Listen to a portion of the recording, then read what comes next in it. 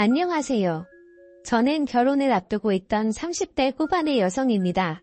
원래는 결혼 생각이 없었는데 뒤늦게 남편을 만나 결혼을 계획하게 되었어요. 늦게 만난 만큼 남들보다 더 행복하게 살고 싶었고 남편과 제가 백년해로 할 줄 알았습니다. 하지만 남편의 충격적인 정체에 저는 결국 이 결혼 생활에 종지부를 찍을 수밖에 없었어요. 중소기업에서 격리로 15년 일을 했습니다. 집에 돈이 없어서 대학은 진학하지 못했어요. 제 밑으로 남동생 둘이나 있었거든요. 원래는 공부에 워낙 욕심이 있었기에 어떻게든 대학에 가고 싶었지만 힘들어하는 부모님을 보고 있자니 고집을 피울 수가 없었습니다. 그렇게 고등학교를 졸업하고 바로 사회생활에 뛰어들게 되었어요. 솔직히 격리로 일하며 벌었던 돈 대부분은 다시 친정으로 들어갔습니다. 친정아버지는 몸이 안 좋으셨고 불행인지 다행인지 남동생들은 공부를 잘했기 때문에 학비당 못하 계속해서 돈이 필요했거든요. 그래도 그 점에 있어서 한 번도 불만을 갖거나 불평을 해본 적은 없습니다. 제 성격이 그래요. 실은 소리한다고 상황이 어떻게 달라지는 것도 아닌데 뭐로 해서 주변 사람들 마음까지 아프게 하나 싶은 거죠. 하지만 살다 보니 때로는 그렇게 해야 하는 경우도 있더라고요. 제가 아프다 소리를 안 하면 다들 제가 괜찮은 줄 아니까요? 아무튼 그렇게 일만 하다 보니 면회도 제대로 못 해보고 나이가 35을 넘어갔습니다. 그나마 간간히 들어오던 소개자리도 35이 넘어가니 거의 끊기다시피 했고요.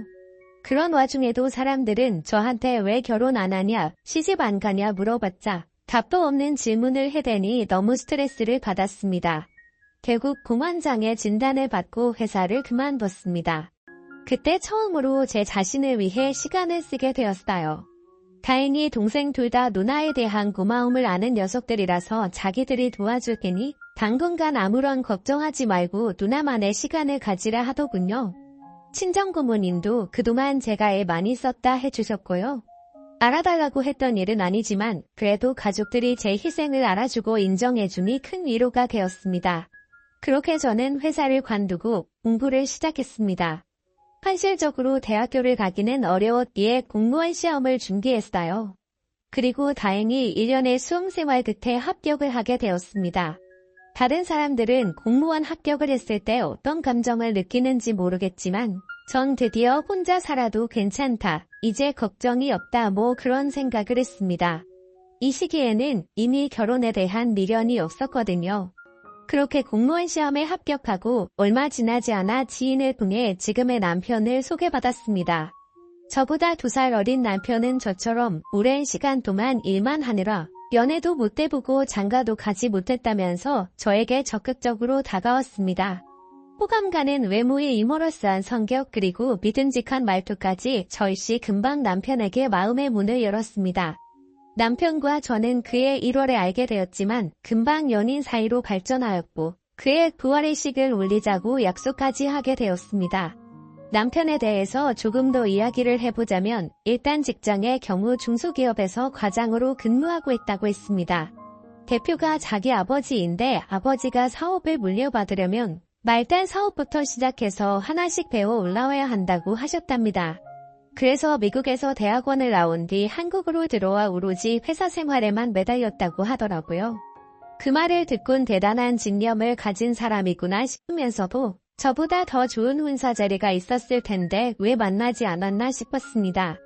제 말을 들은 남편은 자기는 그런 정략적인 결혼은 싫더랍니다. 자기의 조건과 상관없이 자기를 사랑해줄 여자를 찾았다면서 그게 바로 저라는 거예요.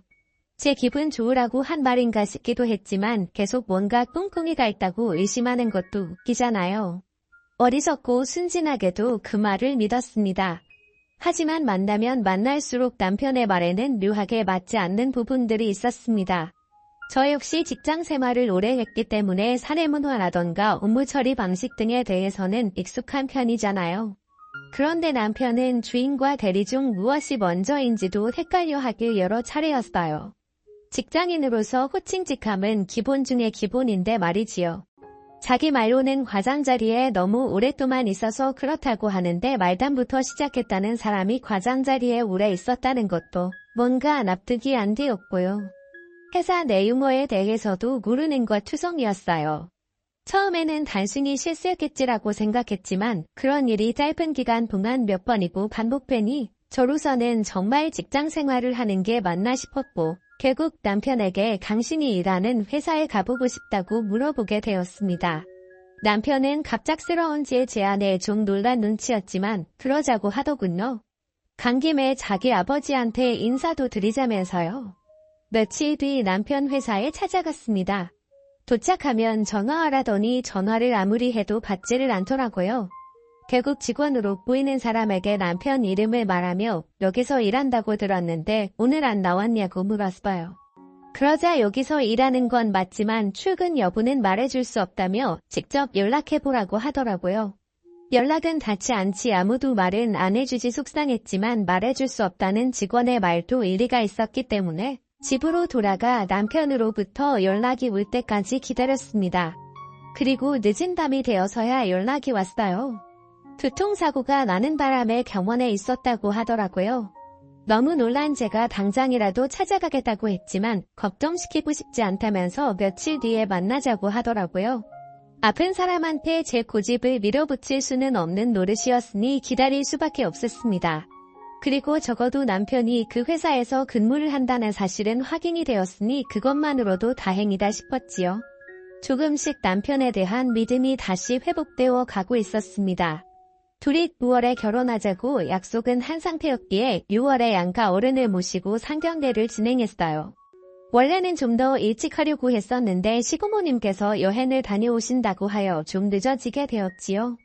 여행 중 제가 생각나서 잤다며 시어머니께서 귀걸이 한 쌍을 주셨습니다.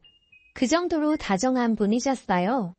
시아버지 또한 저에게 혼수며 예단이며 바라는 것은 없으니 몸만 오면 된다고 말씀해 주셨고요.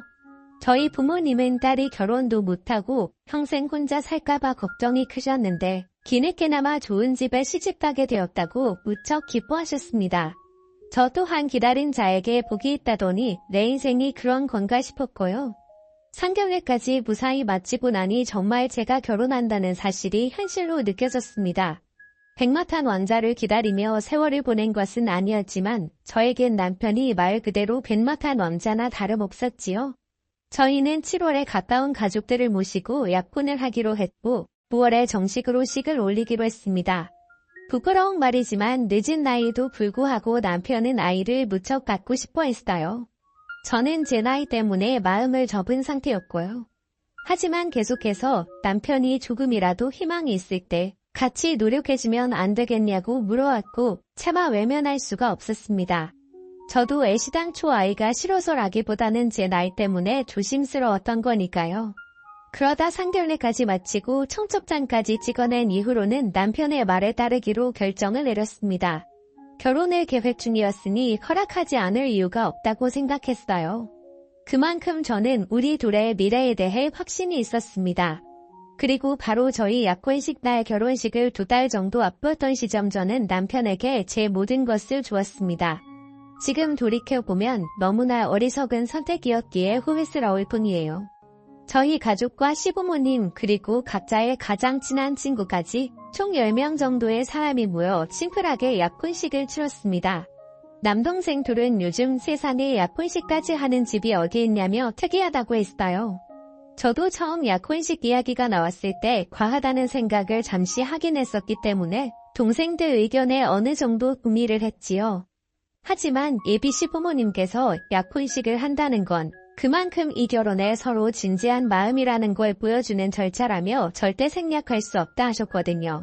그리고 고지어 신혼집도 사줄 거라며 대신 하루빨리 혼인신고를 했으면 좋겠다고 하셨습니다.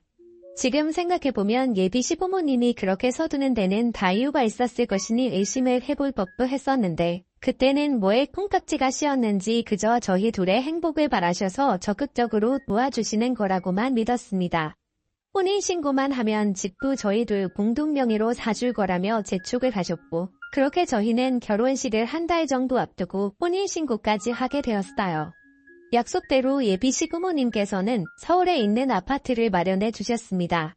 하지만 공동 명의로 해주시겠다던 집은 전세였고 말씀하시기를 요즘 회사 사정 때문에 자금이 묶여서 그렇다며 조금만 참으라고 하시더군요. 갑자기 달라진 말씀에 저도 사람인지라 조금 실망스럽기는 했지만 가족이니 그 정도는 이해해야 한다고 생각했어요. 언젠가 남편이 회사를 물려받으면 이 정도의 일은 얼마든지 또 있을 수 있는 거라는 생각도 들었으니까요. 그리고 얼마 지나지 않아 남편이 집에 아이를 한 명 데리고 왔습니다. 사촌 누나의 아들인데 사촌 누나가 요즘 경제적으로 힘들어서 그렇다며 우리가 한 2달만 데리고 있자고 하더라고요. 아이는 8살이었는데 사촌 누나의 아이라서 그런지 남편과도 무척 닮은 느낌이었어요. 문제는 저도 남편도 출근을 해야겠기 때문에 집에 아이를 봐줄 사람이 없었지요. 남편은 이참에 저에게 일을 그만두는 게 어떻겠냐고 물었어요. 어차피 자기가 회사를 물려받으면 사모님 소리를 나들으면서 살면 되는데 뭐하러 고생을 하냐면서요. 하지만 남들이 어떻게 생각하든 저에겐 지금 제 직업이 처음으로 제가 원해서 선택한 길이었기 때문에 쉽게 놓을 수 없었지요. 그래서 그때 처음으로 남편과 시부모님의 말을 싫다고 했습니다. 시아버지는 저에게 실망이라고 하셨고 시어머니도 마음에 들어하지 않으시는 눈치였지만요. 그런 이유로 남편이 낮에는 시어머니께서 아이를 봐주시고 저녁에는 저희가 데려와서 보고 그렇게 되었습니다. 시어머니는 말끝마다 저에게 그렇게 해서 아이랑 정이 들겠냐며 혀를 차셨지만 전 솔직히 왜 이 아이랑 제가 정이 들어야 한다는 건지 납득이 되지 않았어요. 그러다 결혼식을 이틀 앞두고 그 이유를 알게 되었어요. 그날은 제가 평소처럼 출근을 했다 급격히 컨디션이 나빠져서 일찍 집에 오게 되었습니다. 옆자리에 있던 다른 직원이 저에게 혹시 임신한 거 아니냐며 일단 집에 가서 쉬라고 그러더라고요. 저도 그 무렵 제 몸 상태가 의심가는 바가 있었기에 설마 싶어서 불이 나게 집에 오게 되었고요. 집에 다 와갈 때쯤엔 정신이 하나도 없어서 약국에 들리는 것도 깜빡하는 바람에 테스트기를 못 사왔습니다. 일단은 좀 누워서 쉬자 생각하고 안방에 누워 있었어요. 얼마나 누워 있었을까 현관문 열리는 소리가 나더라고요. 그리고는 곧 남편과 사촌 신우의 애 목소리가 들렸습니다. 그런데 애가 남편에게 아빠라고 부르는 거예요. 처음엔 당연히 제가 아파서 헛걸 들었다 생각했어요. 그런데 애가 계속 아빠 하고 부르니까 남편이 아빠라고 부르면 안 된다니까 집에서는 삼촌이라고 불러야지 이러는 거예요. 순간 등골에 소름이 쫙 끼치더라고요. 아빠라니 이게 무슨 소리인가 싶었어요. 제가 방문을 열고 나가 남편에게 물었습니다. 아빠라는데 그게 무슨 소리냐고요? 아무래도 제가 아프기도 했고 예민해진 탓에 목소리가 좀 높게 나갔어요. 그러자 애가 무서웠는지 또다시 아빠 저 아줌마 무섭다며 남편 뒤로 숨더라고요. 아이는 거짓말을 못하잖아요.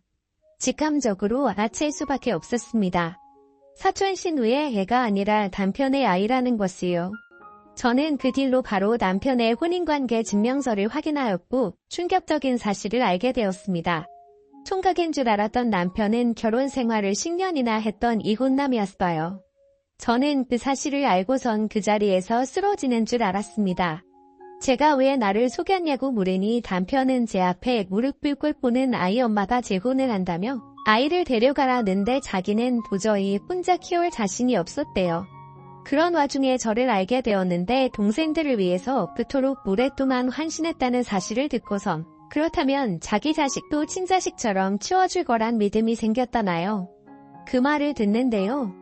업장이 무너지는 줄 알았습니다. 미뤄서 제 인생을 되찾았다고 생각했는데 그게 아니었으니까요. 남편은 바로 시부모님에게 연락을 드렸고 한두 시간도 채 되지 않아서 시부모님이 집으로 찾아오셨습니다. 시아버지께서는 이미 혼인신고까지 다 한 마당에 어쩌겠냐며 저더러 이렇게 된 이상 마음 독하게 먹고 잘 살라고 하시는 거예요. 아버님께 어떻게 그런 말씀을 하실 수 있으시냐 물으니 내일 모레가 결혼식인데 그럼 없기라도 할 거냐고 내 나이에 그런 오점 만들어서 좋을 때 있겠냐고 오히려 저를 협박하시더군요. 그 와중에 시어머니는 당신이 미안하다며 이게 아니라는 걸 알면서도 두 남자를 말리지 못했다고 대신 평생 속죄하는 마음으로 저를 대할 테니 그냥 우리 원래 그랬던 것처럼 사이좋게 행복하게 살자 하셨습니다.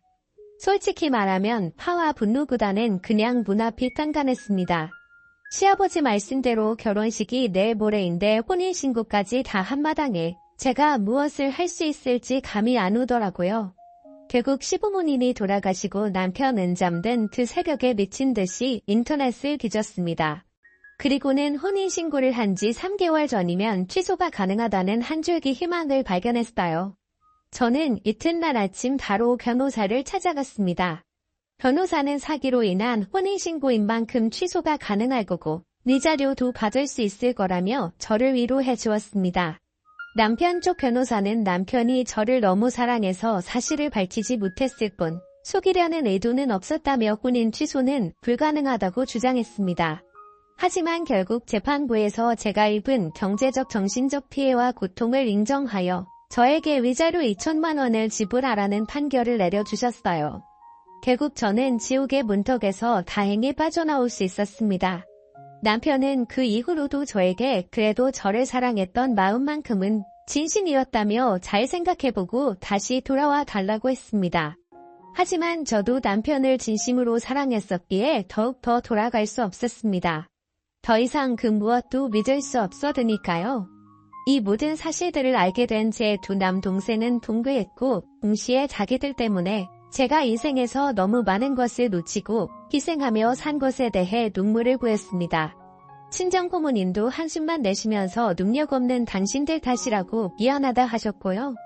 그런 가족들의 모습을 보는 건 남편과 헤어지는 것보다 훨씬 더 가슴 아프고 속상한 일이었습니다. 벌써 1년도 더 된 이야기라서 지금은 마음이 많이 편해진 상태입니다. 죽을 만큼 매달리던 남편도 소문에 의하니 어떤 여자를 만나 결국 재혼에 성공한 것 같더군요. 그 여자는 남편의 과거를 알고 있는지 모르겠지만 이제 제가 나설 자리도 아니고 조금도 엮이고 싶지도 않네요. 저는 남편에게 받은 위자료로 대학에 가려고 합니다. 부족한 학비는 동생들이 도와주겠다며 누나가 해보고 싶은 거 더 늦기 전에 실컷 해보라고 응원해주더라고요. 제 인생에 어쩌면 남편이나 결혼 같은 건 없을지도 모릅니다. 하지만 늦게나마 이렇게 제가 가고 싶던 그 길을 갈 수 있음에 감사한 마음입니다. 욕심내지 않고 작은 것들에 감사하며 살다 보면 또 좋은 날이 오지 않을까요? 감사합니다. 다음 사연입니다. 전 남편이 바람나서 홀로 아기 키우며 외벌이 하고 있는 20대 여자입니다. 유책이 저한테 있어서 헤어진 게 아닌데 자꾸 동창이나 동네 친구들에게 제 탓을 하며 불쌍한 척을 하는 전 남편을 어떻게 해야 하는지 조언을 얻고자 너무 답답해서 사연을 보내게 되었어요. 동창과 동네 친구들 이야기는 전 남편과 저는 동답에 같은 동네에서 지낸 친구였어요. 전 남편이 초등학교에서 유명했던 운동선수여서 알만한 친구들은 다 알고 있고요. 건너 친구들도 서로 다 아는 사이인데 결혼할 때도 다 친구들이 서로 알고 있어서 편했었는데 이렇게 됐구나 하니까 마냥 편하지는 않네요. 아니 근데 그런 친구들에게 제가 자기를 잡아먹었다고 마냥 집착 저는 여자 이야기를 하고 다니네요. 진실은 이혼 판결물도 있고 가까운 지인들은 다 아는 사실인데 헛되리고 다닌다고 말해준 친구도 제가 그런 성격 아닌데 이상하다고 생각했다고 하네요. 제 이야기를 다시 듣고 하는 말이 이래서 양쪽 얘기는 다 들어봐야 된다 뭐 이렇게 얘기를 하더라고요. 설명이 길었고요. 우선 저 이혼하는 과정을 얘기하자면 전 남편과 오래 만날 사이여서 어리지만 결혼하게 되었고요. 결혼할 당시 전 남편 집안 상황이 좋지 않아서 전 남편의 준비를 많이 못했어요. 새아버지가 돌아가시면서 집안이 안 좋아졌다고 했거든요. 그래서 집이든 차든 결혼에 관한 건 저희 집에서 다 했었는데 부모님이 시집 갈 때 주시려고 모아둔 돈으로 다 결혼한 거거든요. 그래서 전 남편이 더 잘하려고 노력을 했어요. 저도 결혼할 때 누가 뭘 가져가든지 상관이 없다고 생각했고요. 재밌게 잘 살면 된다고 생각했었거든요.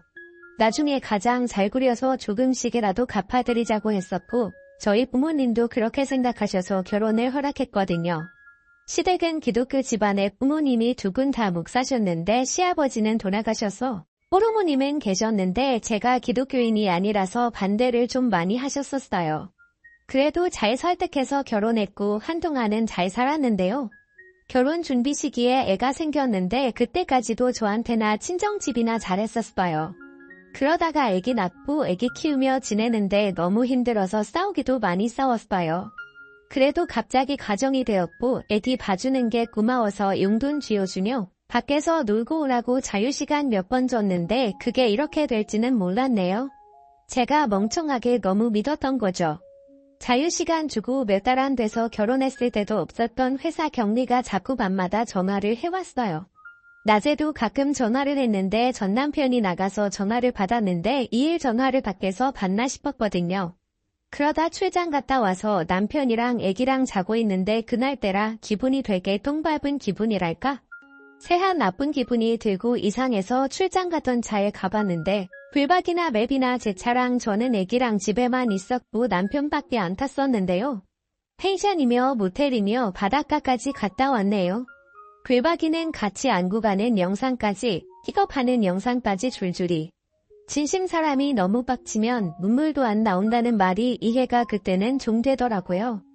제가 바람을 엄청 증오한다는 걸 알고 있는 사람이고 드라마를 같이 보면서 같이 욕도 하고 했었는데 믿으니까 남편을 믿어서 자유시간까지 주면서 배려해줬는데 진짜 혼자서 욕을 미친 듯이 한 것 같아요. 집에서 애기 잘 때 SNS를 많이 봤는데 증거 없이 바람피냐 남편 잡으면 꼭 반이라고 거짓말만 하는 놈들이 많이 봐서 증거를 모으기 시작했어요. 불법, 내비 다 찍고 들어와서 핸드폰을 봤더니 사진에 동영상에 녹음까지. 핸드폰은 개인적인 거라서 잘 보지 않기로 해서 한동안 안 봤었는데요. 카톡, 사진, 동영상 이런 거 보니까 손 떨리고 옆에서 뒤척이면서 놀라서 폰 내려놨다가 혼자 쇼하면서 증거 수집은 다 했네요. 카톡과 불박을 그년이랑 애 있는 것도 다 알고 있었고 와이프 있는 것도 알고 있고 애랑 집을 나오면 세상에 지가 키워주고 있다고 어이없는 말을 했고요. 내 차에 애기 사진짝 걸어놓은 게 있었는데 그것도 불박이 다 찍혀있고 그냥 저를 개무시하고 가지고 놀았어요. 그 연놈이요. 하하하 참 기가 막혀서. 그래서 이참에 차 키도 없애고 새벽에 차도 친정에 갖다 놓고 왔는데 아침에 차를 찾네요. 급하게 출장 가야 하는데 차 어딨냐고. 아빠가 급히 차 써야 해서 빌려줬다고 말했더니 아주 지차인 듯 짜증 엄청 내며 나갔어요. 이때부터 저는 차는 아예 집에 안 가져오고 변호사를 만나러 다녔습니다. 그년과 함께 묶어서 소송 준비했고요. 아기가 어려서 어린이집도 안 다닐 때인데 친정엄마 차도 쓰면서 변호사 사무실에 찾아갔었네요. 친정이는 정작 아무 말도 못하고요. 근데 세상이 되게 좁다는 걸 느낀 게 아는 언니가 먹잡 골목에서 전 남편이 다른 여자가 밥을 먹고 있는데 분위기가 좀 이상하다고 남편 집에 있냐고 밥 먹자고 하긴 차 저한테 연락을 했어요. 그러다 꼬치기 물어서 장소를 알게 되었고요. 그래서 바로 친정에 맡기고 그 동네 갔는데 거기 있더라고요. 근데 불박 영상이 좀 짧아서 불안해서 카톡에서 단 걸로 찡하던 모텔 옆에 건물에서 죽치고 기다렸어요. 다 처먹을 때까지. 겨울이에서 겁나 추웠는데요. 웃긴 건 유부남 새끼가 모텔이 단골이라니. 출장 가서 잡다 쳐도 단골이라는 모델은 서울인데 기다리다가 나틱은 내가 염색해준 머리통이 오길래 들어가서 사진 찍었어요. 들어가는 사진을 찍은 거죠. 진짜 심장 엄청 끼웠었는데 그때 남편이라는 새끼 뽑힌 게 지금도 한우 미쳤어요. 염색해준 머리통 좀 낚아챌걸. 아주 개패듯이 팩이라도 했으면 속이라도 좀 시원했을 텐데 엄청 후회되네요. 그리고 나서 증거는 이제 다 잡았으니까 집에서의 일만 남았었는데 그래도 아기가 있으니까 알아서 눈치껏 잘못한 거 알고 빌면 한 번은 봐줄까도 생각했었던 것 같아요. 그래서 나한테 뭐 할 말 없냐고 물어봤더니 무슨 말이냐고부터 해서 의심을 한다느니 미쳤다느니 내가 할 말 없냐고 물어본 게 왜 이렇게 예민해가지고 의심 얘기를 했을까요? 제발 저린 거죠. 그때부터 집안에 안 들어오기 시작했어요. 제가 알고 있는 여자들의 성향은 모르면서 뭘 물어보지는 않거든요. 다 알고 있으니까 제 딴에는 한 번 봐주려고 물어봤던 건데 이거는 봐주려고 해도 봐줄 수가 없었던 거죠. 그 후로 바로 집 기반 바꾸고 친정 들어갔어요. 집에 왔는지 전화에 카톡에 문 열으라 난리인데 잘못했다는 걸 눈치챈 건지 친정이나 친구들한테는 연락을 안 했더라고요. 그녀한테 갔을지도 모르죠. 갔겠죠 뭐. 한동안 그렇게 친정에서 지내며 있다가 상견례 집 주소 알아내서 집으로 찾아갔어요. 번호는 알고 있었지만 연락은 계속 안 했고 고민하다 찾아가서 기싸대기라도 때릴까 하는 심정으로 찾아갔죠. 저번에 상견례 집을 찾아간다고 했는데 대형 커피 체인점이 바로 앞에 있는 빌라에 살더라고요. 커피숍 앞에 차 세우고 그녀 집에 갔어요. 그녀와 만날 겸 늦은 저녁에 갔는데 엄마가 안 계셨어요. 할머니가 계셨는데 차마 할머니에게까지는 말씀드리기가 뭐해서 엄마한테 전화하라고 했는데 이 엄마가 모를 줄 알고 있었는데 저를 알고 있더라고요. 이기했나봐요 인형이. 뭐 땡땡 오빠 와이프 오셨어? 엄마 어디야? 아니 와이프가 있는 남자를 만나는데 왜 태어나게 있으신 건지 그런데 대답이 기가 막히고 코가 막혔어요. 엄마 늦어 기다리든지 다음에 다시 오라 그래 그러더라고요. 아이고 그 엄마의 그 딸 아주 알아봤어요 제가. 이게 말이야 방구야 왜 내가 다시 와야 하는지. 그래서 그녀 옆에서 상황 파악이 안 되시네요. 왜 제가 기다려야 하나요? 지방이 대책이 없네. 나중에도 그런 말 할 수 있나? 두고 볼게요라고 말하고 끊고서 그녀를 제가 데리고 나왔죠. 다행히 할머니는 뒤가 어두우신지 못 들으셨어요. 옷 갈아입고 나온다길래 기다렸는데 그놈한테 전화하는 것 같은 느낌이 들어서 폰바로 부숴버리기 전에 끊고 나오라고 개화는 상관없다고 말하는 잽싸게 나오더라고요. 그러고 나오는데 커피숍 앞에 세워져 있던 제 차 가리키면서 알지? 내가 그 새끼랑 타고 다니는 차잖아. 그랬더니 아무 말 못하네요. 커피숍에 들어가서 앉아서 할 말 없냐고 했더니 죄송해요. 근데 오빠가 너무 좋아요. 못 헤어질 것 같아요. 그러는 거예요. 어이없어서 몇 살이냐고 물어보니까 21살이래요. 아니 간땡이가 부어도 그렇지. 유부남 만났으면 찾아와서 좋게 말할 때 죄송합니다. 헤어지게요. 잘못했습니다. 이거 아니냐? 어디서 똑바로 쳐다보면서 그딴 식으로 말하려 했더니 그때야 고개를 숙이더라고요. 걔가 픽업해준 차, 내 거고 걔가 선물해준 기식에 내 돈으로 산 거야. 없는 놈이 남의 차 타고 돈 있는 척 착한 척하고 다니네. 니네 상황 이미 다 알고 왔는데 내 입으로 풀어보라고. 어디서 만났는지 얼마나 만났는지 푸시 하나 안 빼고 6화 원칙 맞춰서 똑바로 얘기하라고 했는데 인연도 내가 찾아와서 놀랐는지 순순히 불긴 불었어요. 게임에서 만났고 몇 달 되었는데 처음에는 총각이라고 했대요. 제 남편 놈이 죽일 놈인 거죠. 근데 나중에 유부라고 했는데 만나면 안 되는데 너무 좋아서 다시 만났어요. 죄송해요 이러길래 죄송한 줄은 아냐고. 더럽대 니 땅대 왜 내 애기 이름을 함부로 부르고 다니냐고. 철이 없어도 그렇지 네가 아빠가 안 계셔서 힘들었다고 내 남편 새끼한테 그러지 않았냐? 내 애기가 너랑 같은 꼴 났다 하고 온갖 욕을 해댔는데 울더라고요. 울어서 그런지 슬금슬금 옆 사람들이 쳐다봤어요. 와 이때 진짜 뭐라도 던질까 했는데 변호사 말이 정말 패하고 싶을 심정 알지만 애 엄마가 폭력으로 정가 생기면 애는 어떡하냐고 참으시라고. 만나는 거 비추인데 그래도 만나실 거면 물도 뿌리지 마시라고 법정에서 빌게 만들어주겠다고 했어요. 너 가지라고 그 새끼 재활용도 안 되는 새끼 아빠랍시고 봐줄 것 같냐. 뭔데 쓰레기집에 다신 안 가져간다고 허세만 가득 찬 놈. 너가 먹여 살리라고 하면서 한 번 바람난 놈 2번 못하겠니? 버려지기 뻔하다. 아유 불쌍한 년아. 너도 21살에 상권의 꼴이 한 번 받아 과하고 마지막으로 말하고 나왔네요. 술쟁이 날라갔죠. 시댁이랑 그년 집에. 근데 갔는데 연락 없이 잠잠하더라고요. 두 놈 다 중개할 태생인가 계속 사건 번호 조회해 봤는데 변호사 선임 안 하고 결론도 안 하고 아무것도 안 했어요. 당연히 못하겠죠. 돈도 없는데. 이혼을 했고 양육비 판결도 났는데 이 두련 새끼들이 잠수를 탔어요. 판결문도 있겠다. 잠수 타봤자지 생각으로 다시 소송을 시작했어요.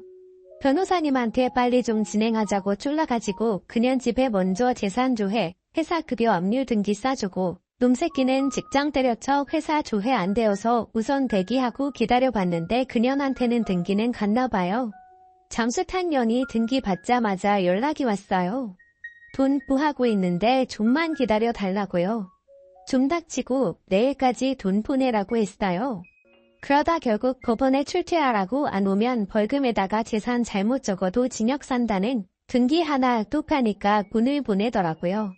아니 왜 좋게 말할 때는 빠딱빠딱 앉으면서 잘못됐으면 벌을 받아야지 일자료만 다 보내고 이자 안 보내서 이자까지 싹 다 보내야지 출퇴 취소될 거라고 했더니 다이렉트로 이자까지 썼어요. 그리고 다 받고 한마디 날려줬네요. 남자 하나 잘못 만나서 엄마가 피땀 흘려서 번 돈 홀랑 다 날리니 무슨 기분 드냐고. 똑바로 사려라고. 눈에 띄지 말라고. 우리 동네도 왔었던데 왔다가 처맞지 말고 나봐도 스물하고. 한 번은 참았는데 두 번까지는 못 참는다고 얘기를 했어요. 전 남편 놈은 잠수를 타서 아무것도 못하다가 3개월 정도 지났나? 애기랑 잘 살고 있는데 그놈 지인들이 제 번호를 어떻게 알았는지 연락을 해서 저한테 돈을 달래요. 물어보니 여기저기 빌려간 돈 참 많았네요. 그러고 나서 며칠 뒤에 경찰서에서까지 연락이 왔어요. 사기죄네요. 참 가지가지하네요. 사람이 한 번 미치거니 끝이 없이 미치나 봐요. 그 다음부터는 지명에 폰도 없고 일도 안 해. 내가 암유거라서 통장에 돈 빼려고 하니까 카드나 통장簿 남의 명에 빌려서 쓰고 그래서 여지껏 그 자식은 못 찾았어요. 여전히 방황하고 떠돌이 생활 중이겠죠. 남의 명에 길려 쓰는 거 어떻게 못하나? 내 차 타고 신나게 놀러 다닐 때가 그리워서 후회했으면 좋겠어요. 지 보고의 지가 차고 평생 후회하면서 폐인 생활하겠죠. 서울 위쪽에 살던 몸이고요. 키는 187에 반발하게 생겨서 외모빨로 나대며 돈 많은 척 허세 쩔고 교회 집안에 작년에 이혼한 놈입니다. 이건 뭐 총각 행세하고 다닐 테니 얼굴 반반하고 말 잘한다고 아가씨들 사기꾼한테 바로 걸려들지 마세요. 저는 아직 젊고 일찍 쓰레기 버린 거 다행으로 생각하고 풋풋하게 잘 살겠습니다.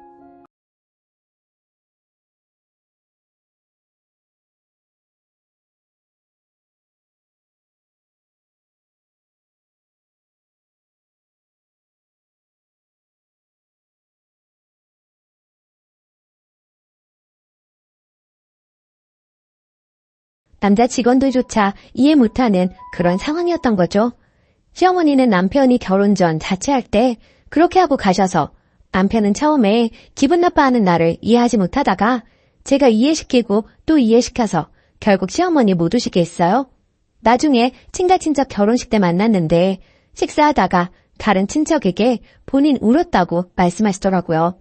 그 이후로 조용히 살았어요. 그런데 문제가 또 발생했습니다. 제가 출산하면서 아기 낳으러 집 비운 동안 남편이 시아버지께 욕실의 세면대 고장난 부분을 고쳐달라고 부탁했고 저도 세면대만 고쳐 놓았을 거라 생각했어요. 시어머니가 시아버지께서 우리 집 간다 하니 따라오셨나 보더라고요. 그런데 집에 와보니 시어머니가 서랍장을 사다 놓은 거예요. 솔직히 거지 같진 않지만 딱 봐도 중고이고요. 원래 쓰던 서랍장은 망가뜨려 놓아서 복도에 나와 있고 쌀 넣어놓는 가구 위치도 바꿔놓고 싱크대랑 욕실에 처음 보는 수세미들이 있고 찬장엔 처음 보는 믹서기가 있었는데 집에 처박혀 있던 것 같은 사용감이 있고 조금 더러운 중고였고요. 또 그릇들도 있었는데 믹서기와 같은 상태였고 새 것 아니었어요. 바디워시를 다른 두 제품을 한 통에 섞거나 용기 겉면에 매직으로 바디워시라고 써놓았더라고요. 저는 제가 없는 동안 집 인테리어가 바뀔 정도의 변화는 예상도 못했고 남이 쓰던 것 같은 상태의 물건들을 쓰고 싶지도 않았어요. 남편이랑 결국 또 싸웠어요. 위에 언급한 것들 볼 때마다 우라통이 터지고 안 그래도 출산은 모든 것이 처음이라 어렵고 신생아라 저는 좀비 상태로 지낸다고 힘든데 그것들이 보일 때마다 울분이 올라오더군요. 어찌저찌 그냥 버티면서 지내다가 아기는 한번 보여드려야겠다 싶어 어느 날은 초대를 했어요. 집에 들어오자마자 18리터 정수기 통을 주시며 여기다 쌀을 넣어둬라. 그래야 벌레 안 생긴다 하시고 샤워 수건을 주면서 이거 긴 거다. 목욕할 때 이걸로 씻어라. 멸치 액젓을 주면서 이거 김치찌개에 넣으면 맛있다 등등 정신없이 속사포처럼 쏟아내시더라고요. 정말 표정 관리하느라 힘들었어요. 아기를 한 번씩 안겨드리고 잠깐의 대화를 나눴어요. 아기가 잠이 들고 방에 누이고 배달한 음식이 도착했고 먹으려는 찰나 아기가 깨서 울어서 제가 아기를 재우러 방에 들어갔어요. 아기가 낯선 사람들이 와서인지 잘 못 자더라고요. 거실에서 시끄럽게 하기도 했어요. 방 안에 들어가 있으니 시어머니가 찬장도 열고 그릇이 어쨌니 냉장고도 열고 남편한테 본인이 한 된장찌개 먹었니 하면서 살림을 다 건드리더라고요. 정말 나가서 싸울 뻔했어요. 여하튼 참고 시가 식구들은 가고 남편이랑 또 싸우게 됐지요. 남편이 시어머니께 못 오게 한다고 전화 건다 하더라고요. 통화로 남편이랑 시어머니랑 엄청나게 싸웠어요. 내 앞에서는 좋은 사람인 척 하던 분이 걔가 그래? 장모한테 물어본다. 장모는 집에 오게 하면서 나는 왜 못 오게 해? 하시더군요. 저희 엄마가 아기 목욕시켜주시고 저 낮에 쉬게 하려고 오시거든요. 아무튼 매우 사나운 말투로 엄청나게 또 쏟아내더라고요. 수화기 너머로 들리는 그 소리 때문에 정이 완전히 사라졌어요. 그리고 어버이날에는 남편 만시가 갔다 왔어요. 아기도 있고 제가 아기 보느라 허리가 나가서 잘 못 걸었거든요. 남편이 가서 얘기했는데 시어머니가 본인이 잘못했다, 미안하다고 했다던데 솔직히 저는 그 말 들어도 안 괜찮아요. 남편이랑 시어머니 통화 사건 이후로 시어머니 생각만 하면 숨이 가빠지고 이게 공황장애인가 싶게 되어버렸어요. 제가 어떻게 해야 하죠? 곧 아기 100일인데 저는 친정집에서 친정 식구들만 100일상 차려서 축하하고 싶은데 남편이 서운해할 것 같아서 밖에서 100일상 차려서 시가 식구들도 초대해야 하나 싶기도 한데 또 시어머니 볼 생각에 가슴이 갑갑해집니다. 추가 댓글 잘 읽어보았습니다. 제가 너무 예민하다는 분들도 계시고 자꾸 물어보지도 않고 남의 사연 간섭하는 시어머니가 너무하다는 분들도 계시네요. 사실 전 친정엄마가 그래도 싫을 것 같거든요. 시어머니라서 참다 보니 더 터진 것 같기도 하네요. 그리고 시어머니가 인정 욕구가 강해요. 본인이어야지만 된다는 생각이 있으신 것 같아요. 그리고 제가 볼 땐 시어머니 살림 잘하는 편도 아닙니다. 그리고 원래 시어머니가 남편이랑 싸운 다음에도 이해를 못 하셨어요. 본인 여동생이랑 친한 친구가 아들이 있어서 둘 다 시어머니 위치인데 공교롭게 그 두 집안에서 아기를 봐달라 했나 보더라고요. 그래서 당연히 본인도 그렇게 되겠거니 했나 봐요. 근데 그 둘은 정상이니 며느리가 부탁도 한 것 같아요. 시어머니가 이번 일 일어나고 그 두 분한테 물어봤고 그 두 분이 우리 집 가지 말라고 그랬대요. 그리고 시아버지를 왜 물건 고치는데 부르냐 하시는 분들이 계셨는데 시아버지가 손기술이 좋으시거든요. 그래서 가볍게 부탁했나 봅니다. 허를 찌르는 지적이었네요.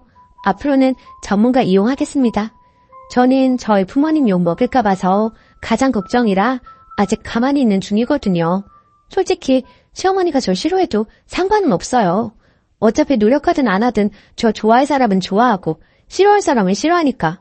다른 사람이 나에 대해 갖는 호감, 비호감에 관해 관심 없고요. 하지만 중간에서 남편이 많이 힘들 테니 정말 최소한의 도리는 해야겠다라고 생각의 정리는 맞췄네요. 댓글 읽고 남편 잡지 말고 잘해줘야겠다 싶었어요. 남편은 제 편이어야 하니까요. 100일은 시댁 식구들하고 밖에서 소소하게 밥 먹어야겠습니다. 깨달음 주셔서 감사해요. 댓글 1. 아들이 좀 막내 스타일인가 봐요. 아빠한테 고쳐달라는 건 좀. 그리고 시어머니 살림 마음대로 들여놓는 거 소름이네요. 자기 집이라고 생각하는 건가? 아무튼 하나씩 지금처럼 태클 걸어가며 못하게 선을 그어가는 방법밖에 없어요. 신기한 건 이거 안 된다 하면 오케이, 미안하다, 잘못했다 하고 다른 이상한 민폐 행동 망원 시전. 그래도 시어머니가 본인 잘못이라고 하시는 거 보니 말이 안 통하시는 분은 아닌 것 같네요. 근데 보통 모든 어른 고집은 못 꺾어요. 적당히 그러려니 하고 진짜 못 참는 것들만 솔직히 말씀드려서 해결해봐요. 댓글 2. 저는 시모 때문에 꼭 참다가 애 낳고 폭발했어요. 신랑과 이혼 직전까지 갔고요. 우리 신랑도 그랬어요. 그게 뭐가 문제야? 엄마 의도는 그런 게 아니야. 결국 부부 상담 받고 신랑이 많이 변했습니다. 시모가 무례한 진상이라는 게 판명 났거든요. 내 말은 죽어도 안 듣더니 상담받고 변하더라고요. 암튼 신랑이 시모한테 난리 1차, 나도 시모한테 쌓인 거 폭발해서 다박다박 말했어요. 결국 시모 사과했고 지금은 내 눈치 엄청나게 봅니다. 하지만 막말은 계속하긴 해요. 이건 인간성 문제 같아서 저도 어느 정도 포기했습니다. 심어가 또 막말하면 무식하다, 쌍스럽다 이렇게 생각하세요. 암튼 전 쓰니가 강하게 나가길 바래요. 참지 마요. 귀한 집 딸인데 왜 참나요? 오늘의 사연은 여기까지입니다. 안녕하세요. 저는 아들 둘 키우는 30대 초반 엄마입니다. 늘 저에게 막말하고 상처 주는 못된 신우에게 똑같이 해주고 남편하고 좀 다퉜는데 남편은 제가 너무했다고 하네요. 그동안 당하기만 한 저로서는 전혀 너무했다는 생각이 안 들거든요. 부족해도 한참 부족하기에 전 잘못한 거 없다는 처지예요. 하도 저에게 너무했다고 말을 하길래 댓글 보고 사과하든 사과받든 하려고 합니다. 소소하게 신우이는 저에게 막말을 참 많이 했어요. 그 옷 어디서 샀어요? 언니는 참 검소한 것 같아요, 사람이. 브랜드보다는 보시옷을 많이 입잖아요. 하면서 돌려가기는 기본이고 살 좀 빼라는 둥, 좀 꾸미고 다니라는 둥, 뒤에는 꼭 농담이라는 말을 붙여가면서 사람을 더 기분 나쁘게 했어요. 그런 일들이 비일비재했고 사건의 주축이 된 일은 제가 아기를 낳고 난 뒤였어요. 첫 아들이 태어났을 때 속눈썹이 너무 길더라고요. 유난히 긴 속눈썹에 참 신기하고 귀엽다고 생각했죠. 우리 부부를 닮아 쌍꺼풀이 없지만 속눈썹이 길다 보니 눈이 너무 예쁘다는 말을 참 많이 들었습니다. 그런데 속눈썹 가지고도 신우한테 독설을 들을 줄은 몰랐어요. 그때 20대 초반 미혼이었던 신우가 하는 말이 언니, 양수가 더러우면 눈썹이 길다고 하던데 좀 관리하지 그랬어요. 얼마나 깔깔 웃으며 이야기하는지 콱 지워받고 싶었지만 철없는 신우라 예? 그게 무슨 말도 안 되는 소리예요. 어디서 이상한 소리만 듣고 다니나 봐요. 하고 무시했습니다. 그리고 몇 년 후 둘째 아들도 속눈썹이 길었어요. 주위 사람들이 아들들이 눈이 너무 예뻐서 부럽다, 좋겠다 해주시는데 예쁘게 봐주시니 얼마나 감사한지. 두 아들 다 저희를 빼다박은 모습이 왠지 뭉클하고 기분 좋았죠. 그런데 이 격떨어지는 20대 중반이 된 신우가 또 입을 놀리더라고요. 언니, 관리 좀 하라니까요. 양수가 더러우니 속눈썹이 저렇게 길잖아요. 하더라고요. 그래서 대답했죠. 그러게요. 근데 나 어머님께서 해주시는 반찬이랑 아버님이 사주신 과일로 대부분 먹었는데 뭐가 그렇게 더러웠을까요? 라고요. 그랬더니 아유, 농담이지. 뭘 그렇게 대답해요. 엄마 아빠 들으면 서운하시게 하더라고요. 제가 입도 또 심하고 몸이 안 좋아서 시부모님이 자주 오셔서 먹을 거리 챙겨주셨어요. 임신 전에도 첫째 손주 보러 자주 오시는 어머님이 항상 반찬이나 반찬 재료를 갖고 오셨고요. 한 번씩 시댁 모임 가면 시부모님이나 남편은 가만히 있는데 신우 이것이 저를 한 번씩 뒤틀어요. 저보고 이것저것 시키고 일 부리려고 하는데 그렇다고 당하고만 있는 저는 아니거든요. 한 번은 저보고 엄마가 요리 다 하고 힘들었으니 언니가 설거지하게 엄마는 가만히 있으라고 하길래 네, 어머님이 맛있는 거 해주셨는데 당연히 설거지 해야죠. 근데 아가씨도 아무것도 안 했죠? 같이 해요. 제가 해물 테니까 거품 내주세요.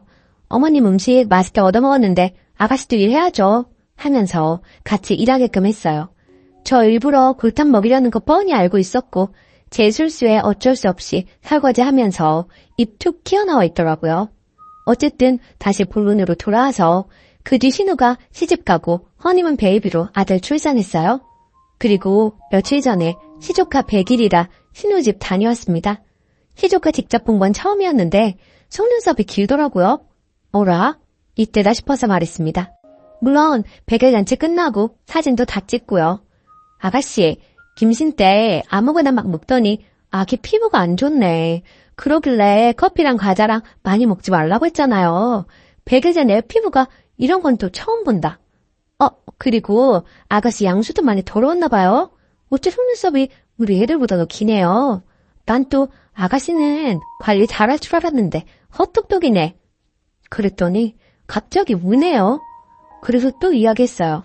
농담인데 왜 울어요? 우리끼리 그런 농담쯤은 할 수 있잖아요.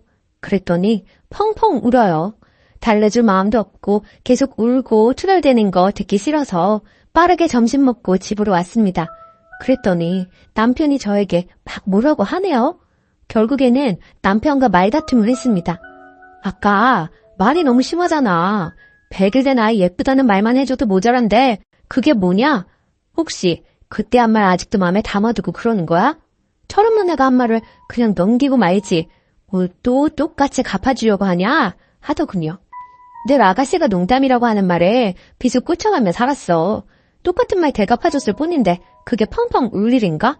난 남한테도 막말 잘하길래 본인은 상처 안 받을 줄 알았지. 아, 그래서 똑같이 하니 속 시원하냐? 그냥 넘길 수도 있잖아. 꼭 그렇게 울려야 해? 무슨 말도 안 되는 말 하면서 애한테 상처를 줘.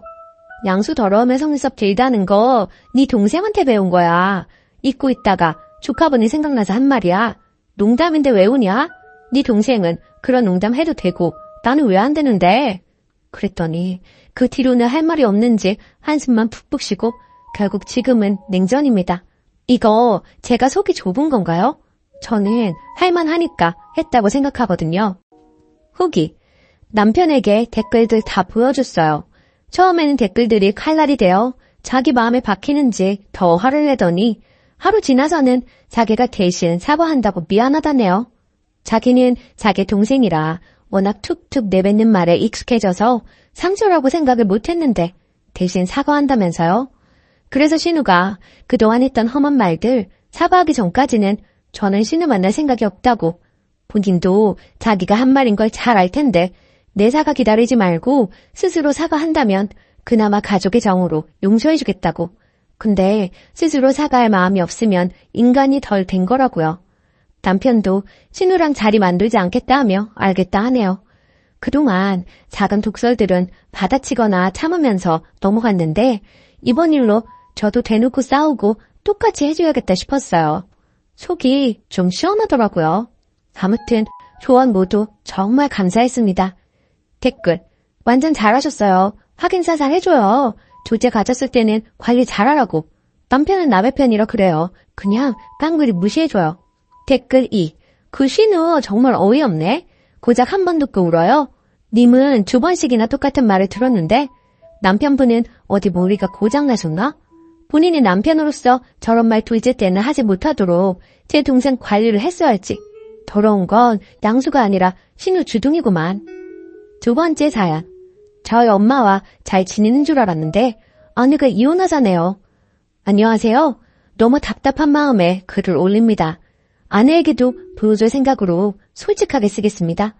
결혼해서 이제 돌된 아기를 키우고 있습니다. 아내와 결혼할 때 양가에서 반반 지원받았고 아내는 모아둔 돈이 5천만 원 가량 있었고 저는 모아둔 돈이 없는 상태였습니다. 이 부분에 대해 늘 아내에게 미안하게 생각합니다. 결혼하고 맞벌이로 생활하다가 아내가 임신하며 이를 관두고 결혼하고 경기도로 거처를 옮기는 바람에 주변에 아무도 없고 양가 도움밖에 먼 거리라 아내 혼자 유가족입니다. 아내는 결혼하고 친구를 만난 적도 손에 꼽고 아기 태어나고는 외출을 아예 안 합니다. 제가 주말에 나가서 친구들과 시간 보내라 해도 주말엔 가족과 시간 보내고 싶다며 나가질 않습니다. 본인을 위한 건 아무것도 사질 않고 항상 제 것과 아기 것만 사길래 옷 좀 사자고 밖에 데리고 나가도 눈요기만 하고 돌아옵니다. 출산 선물로 명품 가방 사준다 골라보라 해도 그런 건 나중에 여유 있을 때 사도 늦지 않다고 이야기합니다. 결혼 전 화려하고 꾸미는 거 좋아하고 친구도 정말 많은 사람이었는데 결혼 출산으로 모든 것이 바뀌었는데도 힘든 내색 없이 매일 행복하다는 사람이기에 저도 너무 행복했고 문제가 없을 줄 알았습니다. 이런 아내가 아주 고마워 정말 잘했고 잘하려고 노력했습니다. 출산했을 때 비싼 곳은 싫다는 아내에게 제발 이번만 내 말 따라달라며 비싼 산후조리원을 잡았고 아기 태어나고는 친구 만난 적 한 번도 없습니다. 아내도 그런 제게 늘 고맙다고 했습니다. 그런데 이번 주 월요일 퇴근하고 돌아왔는데 분위기가 심상치 않았고 아내가 할 이야기가 있다고 하더니 이혼을 하고 싶다고 하더군요. 저는 갑자기 그게 무슨 소리냐 물었고 아내는 전날 일요일 제 가족과 식사했던 상황을 이야기하며 더 못 참겠다고 얘기했습니다. 결혼하고 아내는 저의 부모님의 막말로 힘들어했습니다. 저는 평생을 그런 집에서 자라왔기에 크게 신경 쓰지 못했던 게 있습니다. 몇 번 나설까도 생각했지만 제가 나섰다가 괜히 분위기가 더 안 좋아질까봐 그냥 넘겼던 적이 몇 번 있었습니다. 저는 결혼 전부터 가족과 그리 가깝지도 않았고 원래부터 서로 막말하고 어투가 다정하지 못합니다. 대화도 전화도 하고 살았던 적이 없습니다. 그런데 결혼하고 아내가 자꾸 집에 전화하라고 하고 제가 안 하면 아내가 전화하고 명절 생신 때 식사 약속도 잡길래 아내가 우리 집 문화를 멋지게 넘기는구나 했었습니다. 처음 아내가 힘들다고 얘기했던 게 아내가 만삭 때 가족 식사를 한 날이었습니다. 그날도 저희 부모님께서 아내에게 좀 모욕적인 말을 하셨고 저는 분위기가 안 좋아질까봐 그냥 가만히 있었던 것 같습니다. 아내가 그날 여태는 그냥 넘겼지만 아기 앞에서는 이런 모습 보이고 싶지 않다며 날 야라고 부르시는 것과 명령체를 쓰시며 비하하는 말, 모욕적인 말을 하시는 걸 못하게 막아달라고 했습니다. 솔직히 여태 그냥 넘겨놓고 이러는 게 저는 이해가 안 가기도 했습니다. 그리고 솔직한 말로 진짜 저는 부모님을 안 보고 살아도 상관없어서 그냥 우리 부모님 보지 말고 살자고 했고 아내는 그런 걸 원하는 게 아니라며 그냥 잔인 장모님이 저를 대하는 것 정도만 원한다고 이건 네가 바로 잡아줘야 한다고 했습니다. 그날 이후로 몇 번의 가족 식사가 있었고 부모님께서 거스르는 말씀은 몇 번 하셨지만 심하지 않아 그냥 넘어갔던 걸로 기억합니다. 아내도 별말 없길래 괜찮은 줄 알았는데 갑자기 이혼하자 하니 전 너무 벙찝니다. 여태 저희 부모님들께서 하셨던 행동들과 말들을 날짜별로 모두 정리해서 적어둔 걸 보여주며 여태 본인은 이만큼 참았고 아기를 위해서도 더 그만 참고 싶다고 합니다. 일요일 가족 식사 때 아버지께서 담배를 피우고 아기를 만지고 뽀뽀하셨다는 걸 아내가 나중에 알게 됐고 아내가 아버님 담배 피우고 아기를 만지고 뽀뽀하신 거야? 물었을 때 제가 응, 손 씻고 내가 봤어 라고 했을 때 아무 말 없길래 그냥 넘어가는 줄 알았습니다. 그런데 자기는 그날 마음이 식었다고 합니다. 제가 아무리 울고불고 매달려도 제가 울면 안아주고 같이 울던 사람이 표정 하나 없이 당장 이혼이 힘들면 별거하며 생각할 시간을 갖자고 합니다. 솔직히 전 부모님이랑 영 끊어도 상관없습니다. 결혼 전에 저는 정말 불행했어요. 결혼하고 이제야 행복해졌는데 제가 왜 우리 부모님 때문에 이런 일을 겪어야 하는지 정말 너무 아내를 붙잡고 싶습니다. 제발 아내를 잡는 방법을 알려주세요. 후기. 여러분들의 조언을 통해 그동안 제가 얼마나 잘못했는지 궁극적인 문제는 저에게 있다는 것을 절실히 깨달았습니다. 아내는 단호한 성격으로 한번 마음먹으면 잘 변하지 않기에 결국 저희는 별거를 했었습니다. 2개월가량 하게 되었고 그동안 아내에게 매일같이 편지 쓰고 마음을 돌리려고 노력했어요. 그리고 아내에게 앞으로는 절대로 이런 일이 없을 것, 이혼을 제외한 모든 걸 아내가 원하는 대로 할 테니 한 번의 기회를 더 달라고 했습니다. 그래서 결국엔 다시 합치게 되었고 시댁과 만남 횟수와 시간을 줄여서 최소한 교류를 하기로 했고 혹시나 또 부모님이 잘못된 언행을 하시면 적극적으로 제가 해결하기로 했습니다. 정말 이혼을 했으면 어쩔 뻔했나 너무 아찔하고 무서웠네요. 한 번의 기회를 더 얻었으니 이제부터는 더 아내의 말에 귀 기울이겠습니다. 정말 감사합니다. 댓글. 부모 앞에서 아무 말도 못할 수는 있는데 그게 반복되는 순간 아내를 어떻게든 부모와 떼어놓았어야 해요. 직접적으로 개입해서 아내를 도와줬어야죠. 그런 모습도 안 보이는데 어떻게 평생을 같이 살 수가 있나요? 댓글 2. 너희 부모가 문제가 큰 게 아니라 이 험한 세상에서 겨우 자기 부모도 못 막아주는 네 놈을 믿고 살 수가 없다는 거예요. 글만 봤는데도 님이 얼마나 찐따 같은지 잘 느껴지는데 님이랑 살 부비고 사는 마누라는 어땠겠어요? 오만정 털릴만 하지. 이 와중에 부모 탓만 하고 있는 거 보니까 평상시에 다른 일에도 어떤 태도일지 뻔하네요. 한 번 더 기회가 있으니 잘하세요. 일단 지금은 그냥 시부모님이랑 아예 안 만나게 하는 게 낫겠어요. 오늘의 사연은 여기까지입니다. 안녕하세요. 다름이 아니라 오늘 좀 황당한 일이 있어서 이렇게 글을 쓰게 되었어요. 글쎄 시누이가 어머니한테서 돈을 빌려간 걸 오늘 알게 되었어요. 한 10년째 어머니 생활비 제가 20만 원씩 드리고 있어요. 어머니는 월세 좀 받아서 생활하고 계십니다. 전 시누이가 용돈 15만 원씩 준 지 한 8년 정도 되는 걸로 알았는데 시어머니의 쌈짓돈이 제법 많으셨네요. 시누이가 어머니 돈 죄다 융통해서 쓰고 있는 줄 그간 몰랐었어요. 시어머니랑 대화 중에 제가 저희 아파트 중도금 때문에 힘들다고 했더니 빌려주시겠다고 하시더라고요. 솔직히 좀 놀랐어요. 그리고 어떻게 저희 중도금은 저희 능력으로 해결할 수 있기 때문에 거절은 했는데요. 시누이가 어머니 돈 야금야금 가져가고 있었으면서 시침이 딱 되고 언제나 길에 등등했던 거 생각하니까 너무 얄밉네요. 저희 시누는 저에 대한 배려는 하나도 없는 사람이거든요. 친정에 와도 손 하나 까딱하지 않고요.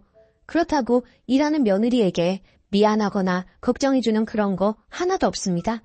여왕처럼 그렇게 바쁘죠. 말도 함부로 하고 너무 거만한 게 기가 찹니다. 그리고 어머님은 자꾸 제 앞에서 집을 아들 명의로 돌려야 하는데 라고 하세요. 막상 저는 크게 그런 부분에 관심도 없는데 자꾸만 저렇게 말씀만 하시니 이제는 저 부리려고 하시는 술집처럼 느껴집니다. 집으로 유세하시는 게 신혼 때부터 지금껏 20년이 되려고 해요. 그리고 솔직히 집 전세금 빼면 1억도 안 되고요. 시누이 가져간 돈이 어렴풋이 8천에서 9천 정도 되는 것 같아요.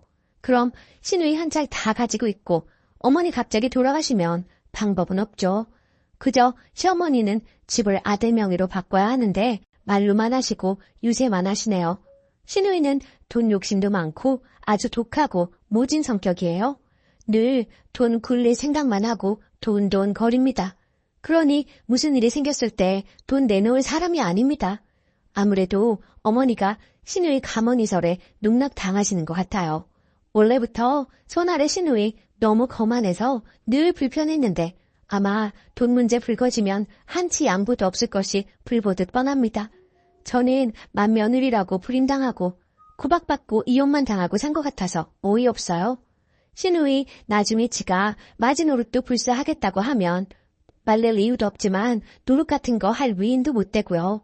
저희 남편은 시누이가 저리 설치는데도 불구하고 제 말에는 귀도 안 기울이네요. 한마디 하고 싶은데 어떻게 해야 할지 고민입니다. 추가, 많은 관심 감사드립니다.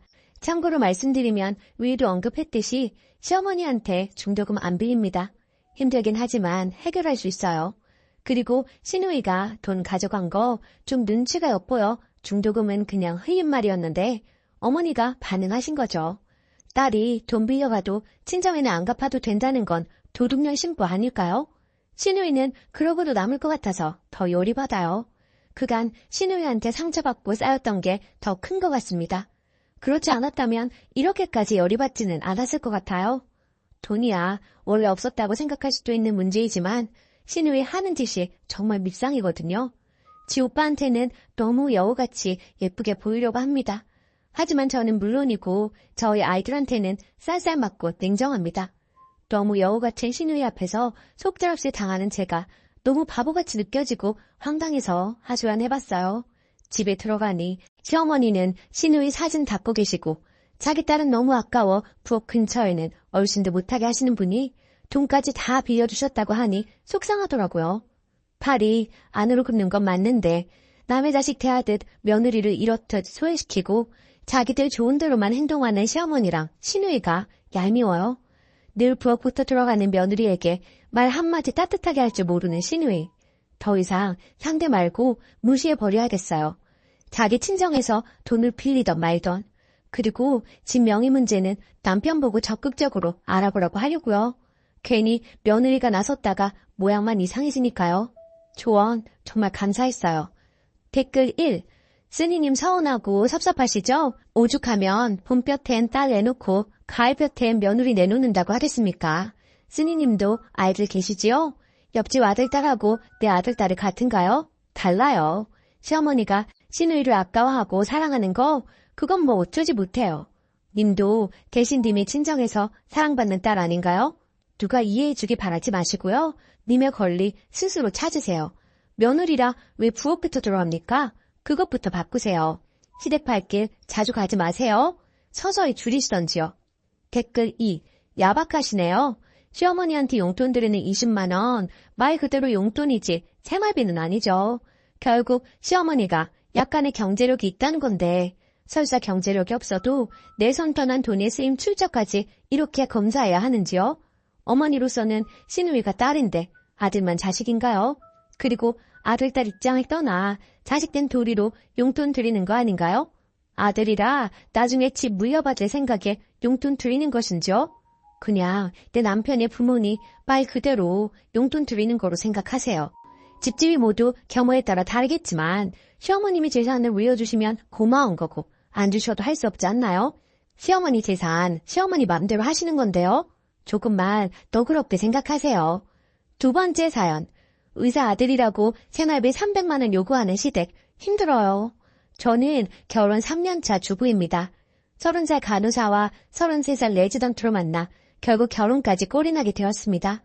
그런데 결혼할 당시에 저도 사회생활을 늦게 시작했고 신랑도 사회생활을 늦게 시작해서 모아놓은 돈이 한 푼도 없었습니다. 게다가 양쪽 집안의 형편이 좋지 않았던 터라 예단 예물 혼수 다 생략하고 결혼식만 올리기로 했습니다. 이 생각은 전적으로 제 신랑의 생각이었고요. 그렇게 결혼을 하고 신랑이 전문의를 따면서 신랑 앞으로 대출을 받아 34평 아파트를 한 채 장만했습니다. 거의 대출을 이용해 아파트를 분양받은 셈이 되겠네요. 그리고 남편의 연봉이 8,500인데 전문직이라 세금이 꽤 많이 떼이는 편입니다. 참고로 저는 신랑의 권유로 일을 그만두고 2세 계획에 전념해 있는 상황이고요. 전적으로 신랑이 받아오는 월급으로 생활하고 있는데요. 그 월급의 50% 이상은 대출 상환금으로 나갑니다. 원금 플러스 이자 포함해서요. 그리고 집을 사면서 승용차까지 사서 할부금이 나가고 있는 상황이고요. 거기에 각종 보험, 세금, 생활비, 적금 등등 게다가 신랑 의대 다닐 때 학비 대출받은 거 장기를 받아서 아직도 남아있습니다. 그거 다 떼고 나면 100에서 150 정도가 남습니다. 그리고 제 신랑의 계획은 시댁의 용돈 70만 원, 절 친정에 70만 원 이렇게 드리려고 했었다고 합니다. 그런데 절 친정 같은 경우에는 넉넉한 형편은 아니지만 아버지가 공무원이셔서 두 분 먹고 사시는 데는 지장이 없기에 저희 형편에 맞춰 용돈을 30만 원으로 줄이자고 했고 얼마 전까지만 해도 우리 집 30만 원, 시댁 70만 원 이렇게 용돈을 드리고 있었는데요. 이번 시어머님 생신 때 시어머니께서 저희 신랑을 안방으로 부르시더니 다른 의사 가진 부모님은 예단에 지참금까지 받는다던데 우리들은 뭐냐? 그런 거 하나 받은 거 없고 완전 꽁으로 결혼을 했어. 용돈이라도 한 달에 300만 원 줘라. 그래야지 원 이거. 저희 신랑도 월급 받으면 뻔히 어디로 들어가는지 잘 알고 있었기에 착잡했었고요. 그리고 이번 달 시부모님 용돈 보내드리던 날짜에 도저히 300을 맞출 수가 없어서 일단 100만 원을 보내주었더니 다시 저희 통장으로 재송금을 하셨더라고요. 그걸 알게 된 신랑. 화가 났는지 바로 시댁으로 전화를 하더라고요. 유목조목 설명시켜 드리더라고요. 앞으로 연봉 협상이 더 잘 되면 그때 300으로 용돈 드리겠다고 사정 아닌 사정을 하고 이해를 시켰고요. 그런데 그 후부터 시부모님들의 태도가 180도 달라지셨습니다. 한날은 시댁에 가서 TV를 보고 있었어요. 참고로 시댁과 우리 집의 거리는 승용차로 2시간 30분이 걸립니다. 그래도 한 달에 한 번 이상은 꼭 가려고 노력하고 있고요. 그런데 TV 보시면서 시어머니께서 하시는 말씀이 저 들으라는 듯이 원래 집안의 경제는 여자가 조정하는 건데 저렇게 여자가 돈을 쥐고 있으니 시댁 식구들한테 돈을 쓸 리가 없지 하시면서 마구마구 비난을 하시더라고요. 그리고 동서가 고구마를 구워왔는데 저한테는 먹어보라는 말 한마디를 안 하시더라고요. 너무 섭섭해서 눈물이 나올 지경이었습니다. 그렇게 섭섭한 마음으로 뒤로 한 채 혼자 운전을 하고 집에 가는 차 안에서 눈물이 주룩주룩 흐르더라고요. 그렇지만 사실은 신랑한테는 말할 수 없었고 저 혼자 삭혔습니다. 신랑이 알게 되면 속상해할 테고 신랑 성격에 분명 시부모님들께 한마디씩 할 것 같아서요. 그냥 저 속으로 삭혔습니다. 그리고 이렇게 글을 올려봅니다. 정말 시댁과의 갈등이라는 게 한번 골이 생겨버리니 돌이킬 길이 없다는 것 같다는 생각이 드네요. 이 마당에 적금을 깨고 생활비를 줄여가며 300만 원이라는 용돈을 드려야 할지 아니면 계속 이런 냉전의 상태로 지내야 할지 자식된 도리를 잘하고 싶었는데 무리한 것을 요구하시니 너무 힘이 듭니다. 마음이 정말 답답하기만 합니다. 후기. 댓글이 얼마나 달렸을까 생각하며 한참 만에 들어와 봤는데 정말 감사합니다. 그리고 얘기가 길어질까봐 결혼할 당시 상황과 제가 현재 쉬고 있는 부분에 대해서는 설명을 거의 하지 않았는데요. 그 때문에 오해하시는 분들이 계신 것 같다는 생각이 드네요. 우선 제가 결혼할 당시에 혼주와 예단, 그리고 신랑 측에서 해주기로 한 예물 다 생략했다고 말을 드렸었는데요. 이야기하자면 너무나도 길지만 최대한 줄여서 얘기를 해보자면 저희 아버지가 공무원이시긴 하시나 어머니께서 꽤 오랜 투병 생활을 하셨던지라 집안 형편이 많이 좋지 않았습니다. 물론 지금은 완쾌되셨고 형편도 어느 정도 자리를 잡은 상황이고요. 하지만 그때 당시 저는 아무것도 가진 것도 없는 데가 무슨 결혼이겠느나 싶어 일단 결혼은 포기하고 살고 있었습니다. 그러던 중에 지금의 신랑을 알게 된 것이고요. 그때 당시 제 신랑 끊임없이 저에게 다가왔고 제 마음 잡으려고 고생 많이 했던 사람입니다. 그럼에도 그런 신랑의 마음 저는 받아줄 수 없었고요. 저의 못난 현실 때문에요. 그런데 그런 사정을 다 알게 된 신랑이 저를 다 이해해주고 감싸주더라고요. 그렇게 그 사람의 진심이 통했고 결혼에 꼴이 나게 된 것입니다. 그렇게 처음부터 저의 사정을 알고 있었던 신랑은 결혼하기 전부터 혼수, 예단, 지참금, 예물까지 다 생략하자고 했었고요. 그 부분에서 굉장히 주관이 뚜렷했습니다. 반면에 저는 그래도 기본적인 것은 빚을 내서라도 해가야 한다는 주의였던지라 쉽사리 받아들이기 쉽지가 않았지만 신랑이 시부모님들께 허락까지 받은 상황이었고 시부모님들 또한 그렇게 하자며 의견을 내주셔서 저희는 정말 감사하던 마음으로 따라가게 된 것이었고요. 물론 그게 시부모님들의 진심이 아니라는 것은 나중에 알게 되었지만 말입니다. 그리고 제가 일을 하지 않고 있는 부분은 얼마 전 아이를 가지기 위해 산부인과에 가서 검진을 해보니 모든 게 정상이긴 하지만 육체적, 정신적인 스트레스는 아기를 갖는 데 있어서 나쁜 영향을 미칠 거라고 하더라고요. 게다가 제 나이도 있고 간호사라는 직업이 3교대에 육체적으로 아주 힘든 직업이라 더는 일은 하면 안 되겠다는 신랑의 판단하에 그만두게 되었던 것입니다. 그리고 전부터 신랑은 제가 일을 그만두고 자신이 내조를 해주길 원했던 이유도 있었고요. 물론 이 일 또한 저희 시댁에서는 탐탁지 않게 여기고 있습니다. 그거라는 신랑 답답했는지 매번 시부모님들과 싫은 소리 할 때도 많았고요. 그렇지만 매번 제 편에 서서 제 얘기를 들어주는 신랑이 있어서 그나마 숨통은 좀 트입니다. 하지만 시부모님께 인정까지는 아니더라도 적어도 미운털 박힌 며느리는 되고 싶지 않은 게 제 마음인데 너무나도 가슴 아프고 속상하고요. 그리고 결국에는 시댁에서 있었던 일 신랑한테 털어놓았어요. 신랑도 하다 안 되겠는지 시댁에 단판을 치겠다고 하더라고요. 300은 사실 말도 안 되고 그렇다고 적금 깨고 하는 건 모두들 극구 반대하시기도 하고 적금 깨고 그 돈 다 쓰면 그 뒤에 계속 300을 드릴 수도 없는 현실이니까요.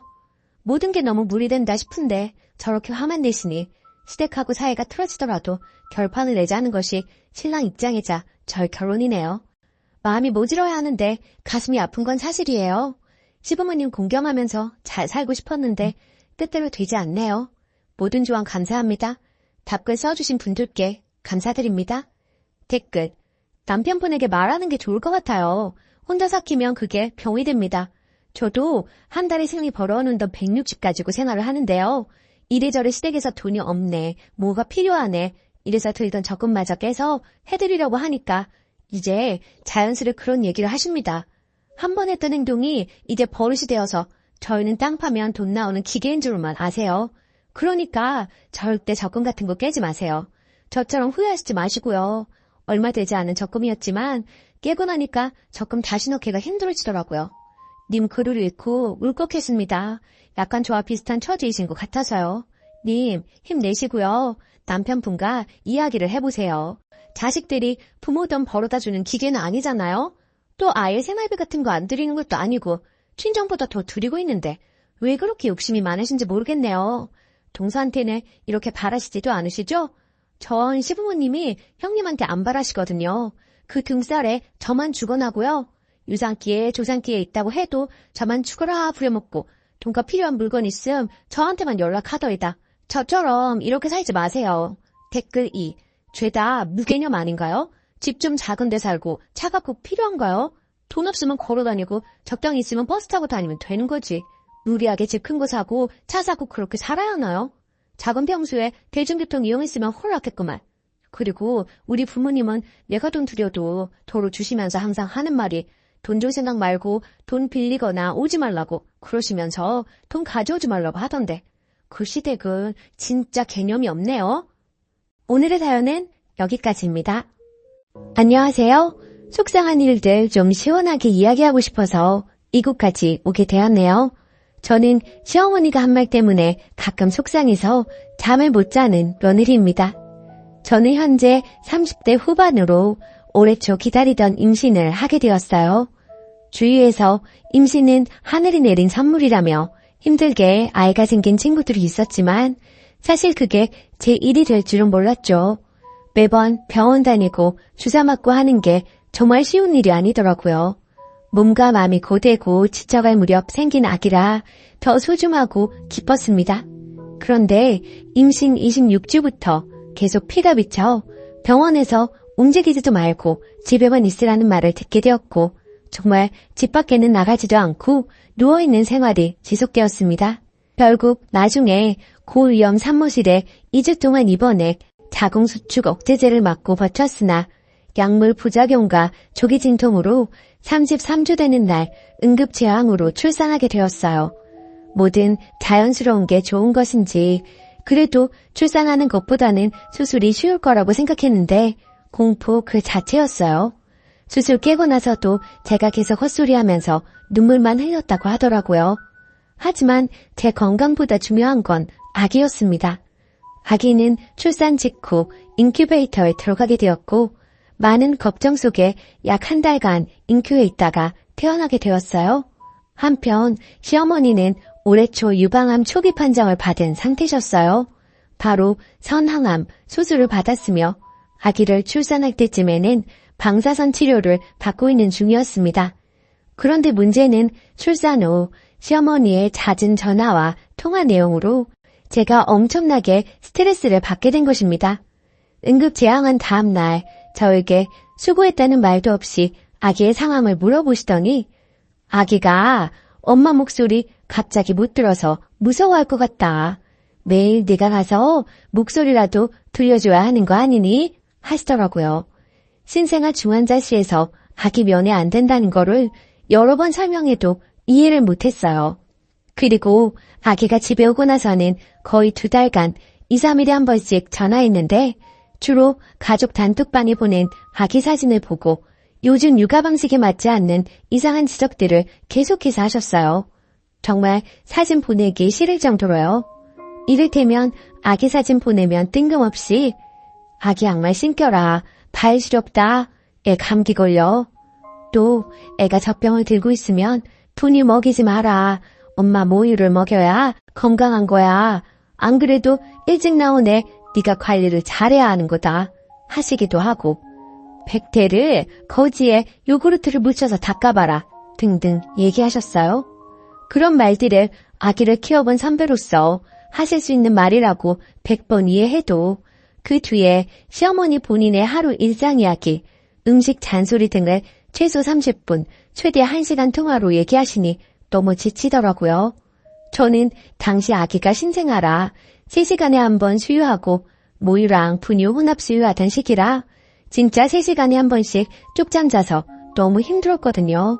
진짜 울고 싶은 상황이 여러 번 있었는데 그래도 시어머니가 투병 중이라 마음을 상하게 하고 싶지 않았고 조산을 경험하지 못하고 신생아 육아에 대한 기억이 오래돼서 가물가물하신가 보다라고 생각하고 이해하기로 했어요.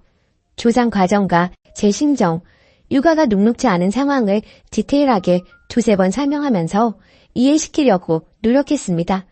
근데 어느 날 아기의 병원 정기검진 날에 전화가 와서 통화하는데 시어머니가 아니 아기가 왜 이렇게 자주 병원에 가냐? 하시고 물으시더라고요. 그래서 제가 큰일이 있는 건 아니고요. 아기가 일찍 세상에 나와서 잘 성장하고 있는지 확인하는 건데 다행히 이슈 없이 크고 있으니 걱정하지 마세요. 라고 했더니 웃으면서 네가 아기 내보낸 건 아니고? 라고 얘기하시는 겁니다. 순간 잘못 들은 건가? 했는데 다시 웃으면서 아기는 엄마 뱃속이 좋아서 더 있고 싶었는데 네가 내보낸 거 아니니?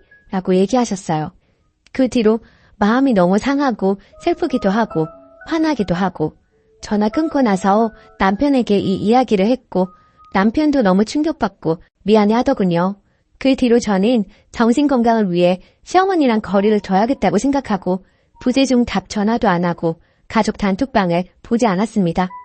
그랬더니 시어머니가 남편에게 제가 왜 그러냐고 물었고 화가 난 남편이 한 소리를 했더니 시어머니 말 아휴 걔가 그렇게 말하디? 나는 그냥 며느리한테 농담한 건데 걔가 좀 예민한 것 같다. 뭐 내가 악의적으로 그런 말을 했겠어? 농담으로 한 거지 하셨다네요. 시어머니의 뻔뻔한 반응에 남편이 더 화가 나서 엄마 며느리가 예민한 게 아니고 어머니가 농담으로 할 수 없는 얘기를 한 거예요. 안 그래도 우리가 아기 일찍 낳았을 때 얼마나 마음이 아팠는데 그리고 며느리는 몸도 마음도 얼마나 힘들었다고요. 그런 말 농담이라고 하시면 안 되죠. 하고 뭐라고 하면서 아내한테 함부로 하지 말라고 얘기했다네요. 그제야 시어머니가 알겠다고 반응하셨대요. 그렇게 상황이 마무리되었는데 저는 생활하다 불쑥 그 말들이 떠올라요. 시어머니의 비상식적인 말이 떠오를 때마다 그때마다 화가 나서 다시는 보고 싶지도 목소리도 듣고 싶지 않다는 생각이 드네요. 그래서 앞으로 올 설날에 너무 시가에 가기 싫은데 남편, 아기, 그리고 치료 중인 거 고려하고 꼭 참아야 되는 건지 혼자 답답하고 너무 스트레스 받는 중입니다. 어떻게 하는 게 현명할까요? 후기. 결국 이번 설에는 안 가기로 남편하고 합의했어요. 아이 때문에 움직이기도 어렵고 다 안 가기로 했고요. 지금은 시어머니랑 불편하고 어색하겠지만 점점 이렇게 멀어지는 분위기를 만들어야 나중에 서로 힘들지 않을 것 같네요. 단톡방도 나와버렸어요. 사진은 남편이 자기가 보낸다고 하더라고요. 그게 저희 사정에 맞는 것 같고요. 조언해주셔서 감사했습니다. 댓글. 안 내키면 설날에도 가지 마요. 엄마가 행복해야 아기도 행복합니다. 남편에게는 밤에 잘 때도 생각나고 너무 스트레스라고 하시고 상처받은 마음이 풀리려면 시간이 좀 필요할 것 같다고 하세요. 그래도 남편이 정상이라 천만다행입니다. 남편까지 승리 보고 예민하다고 몰아붙이면 이번 생은 힘들어서 어떻게 사나요? 댓글 2. 농담 아닙니다. 지 귀한 손자 달수 못 채우고 내놨다고 화풀이하는 거예요. 자기 딴에는 직접 화 안 냈으니 자기 정도면 좋은 사람이라고 생각하고 있을지도 모르겠네요. 연락하지 마시고 손주도 보여주실 필요 없습니다. 남 마음 아픈 줄 모르는 사람하고 깊게 연관되면 고달픕니다. 두 번째 사연. 친조카와 사촌조카는 당연히 다르다고 생각하는 제가 인정머리 없는 건가요? 안녕하세요. 29살 여자입니다. 제 상식과 벗어난 일을 겪어서 이곳이 결혼하시고 실제 조카, 자녀가 계신 분들이 많을 것 같아 조언 좀 구하고자 이렇게 글을 남깁니다. 제목 그대로 사촌 조카와 친조카는 당연히 다르지 않나요? 사촌 언니는 외동이고 사촌 조카는 올해 7살, 4살, 친언니의 딸은 올해 3살입니다. 사촌 언니는 외동이고 저랑 10살 차이가 나고 제가 아기를 좋아하는 편이라 친언니 아기가 없었을 때는 사촌 조카 출산, 돌, 가끔 어린이날, 명절, 크리스마스, 생일 때 옷, 신발, 용품 등을 사줬습니다. 그 후로 친언니가 임신하고 제 친조카가 태어나다 보니 당연히 저도 제 친조카에게 모든 것들이 몰빵이 되었고 친조카가 태어나기 전보다 사촌조카에게 주는 선물 등의 빈도수가 자연스레 줄었습니다. 운 좋게 좋은 직장에 다녀서 또래보다 좋은 연봉 받고 복지 좋은 회사 다니고 있어 조카에게 사주는 선물이 개수도 가격도 조금은 높고 시간도 많이 보내고 있습니다. 자랑은 아니고 사전 설명차 말씀드리는 겁니다. 그리고 제가 일주일 전에 영국으로 출장을 다녀왔는데 버버리 유아 제품이 한국보다 저렴해서 내년에 입을 트렌치코트, 치마 등을 조카 크리스마스 선물 기념으로 사왔습니다. 어제 부모님, 언니 부부랑 저녁 먹기로 해서 본집에 갔더니 사촌 언니 부부, 이모가 저녁 약속 전에 시간이 남아 오랜만에 들렀다고 집에 있었어요. 엄마나 언니도 제가 버버리나 다른 장난감 가져올지를 모르고 따로 연락을 안 해줬기에 제가 쇼핑백이랑 장난감을 양손에 들고 나타나니 뭐야? 라고 해서 친조카 선물이다 하고 출장 간 김에 샀다 하면서 작은 방에 넣어놨고 그 자리에서 보여주고 예쁘지? 뭐 이러면 좀 그렇고 재수 없을 것 같아서 이모네 식구들 있을 때는 열어보지도 않았습니다.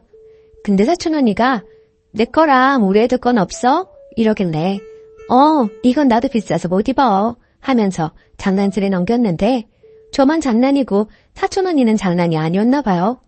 오늘 카톡으로 아무리 사촌 조카랑 친조카 다르다고 해도 돈도 잘 버는데 버버리가 아니라도 우리 애들도 크리스마스인데 장난감 하나라도 사줄 수 있는 거 아니야? 만약 준비 못했으면 기분 좋게 용돈이라도 조금 한 번 줄 수 있는 거 아니야? 라고 메시지가 왔더라고요. 저로서는 어이가 없어서요. 퍼부으려다가 엄마랑 이모 사이 생각해서 언니랑 이모 애들 있는지 몰랐다. 그리고 버버리는 나도 영국 간 김에 산 거고 사실 그동안 내가 언니네 애들 사촌 조카 치고는 돌 생일 등등 챙길 만큼 챙겼고 우리 언니도 뭘 해주면 고맙다고 하지 당연하게 바라지 않아. 이랬더니 돈 잘 벌고 좋은 직장에 능력도 있는 줄 알았더니 이런 것도 사촌이라고 제거했던 거니? 어쩌고 하길래 저도 못 참고 언니는 나한테 뭘 해줬길래 당당하게 바라는 거야? 내가 공부하고 시험 보고 회사 좋은 곳 간 거 내가 내 능력으로 간 거지. 언니가 나한테 축하한다는 그 말 제외하고 나한테 뭐 해준 거 있어? 내가 열심히 해서 얻은 결과에 대해 왜 모임 칭찬하려고 하는데. 그리고 나 땡땡이한테 지금 해주는 거 신영부한테 받은 고마움 갚는 거다. 나 시험 합격하고 취업했을 때 고생했다며 가방 사주고 생일 때 뭐 사주고 했는데 내가 받은 게 있으니까 갚는 거지. 그냥 무조건적으로 봉사하고 퍼주는 게 아니야. 그리고 설사 내가 내 언니한테 무조건적으로 봉사한다고 해도 언니한테 이렇게 설명할 필요도 없고 라고 하니 그래 너 잘났다. 언제까지 그렇게 잘나는지 한번 볼게. 이러길래 그냥 차단하고 씹었습니다. 같이 욕해주세요 이런 의도 아니고 제가 센스가 좀 없었던 건가요? 사촌 언니 큰딸은 내년에 학교 가니 가방이라도 사줘야겠다고 생각하고 있었는데 얘한테 그러면 안 될 수도 있지만 그 생각도 싹 사라지고 정 떨어져서요. 추가. 어제 글 올리고 댓글 달아주신 거 오늘 아침에는 읽을 수 있는 개수였는데 지금은 아침보다 더 많은 댓글이 달렸네요. 먼저 소중한 의견 감사합니다. 그리고 오춘 조카라는 거 촌스로는 아는데 하도 사촌 조카 하다 보니 글이 이렇게 적었는데 앞으로는 확실하게 오춘 조카라고 하려고요. 왜 그동안 선물을 많이 해줬느냐 하는데 사촌 언니 아이들을 이모가 봐주고 있고 엄마랑 이모가 사이가 좋고 집도 가까워 서로의 집 막내가 잦았습니다. 그러다 보니 저희 엄마도 저도 자연스레 사촌 언니 자녀에게 정이 쌓이고 예뻐해서 자발적으로 사준 거고 사실 엄청나게 많이 자주 무엇을 사주지는 않았습니다. 저도 눈치가 있고 어마어마한 명품 선물도 아니고 겨우 버버리 가지고 자랑하는 건 없어 보인다 생각해서 만약에 사촌 언니네 식구들이 있는 거 알았으면 차에 두고 올라갔을 겁니다. 엄마한텐 얘기했고 이모도 사촌 언니한테 이야기를 들었는지 오늘 전화로 자초지종이랑 카톡 내용 등 설명하니 미안하다고 언니가 그런 거 이모가 대신 사과한다고 사촌 언니 주의시키겠다며 너무 마음 상해하지 말라고 했습니다. 이모가 잘못한 것도 아닌데 괜히 좋은 날 분란이 일어나서 심란하더라고요. 또한 친조카에게도 너무 퍼주지 말라는 댓글들 많이 보았는데 사실 저도 언니도 당연히 알죠. 나중에 제 아이가 생길 때까지만이라는 걸요.